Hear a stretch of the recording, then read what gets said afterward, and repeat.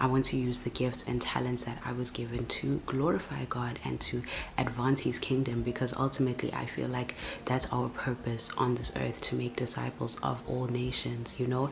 And I just felt like I wanted to use my gifts to glorify God and to talk about God, you know.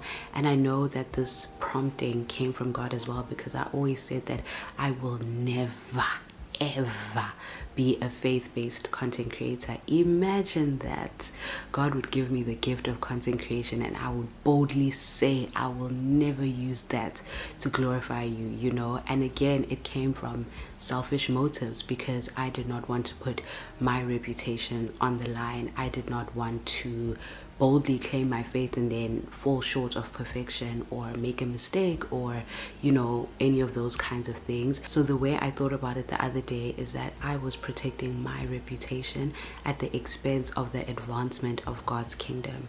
And it was just really wild to think, you know, that I would put myself on such a pedestal that I did not want to be associated with faith in case that would harm my reputation.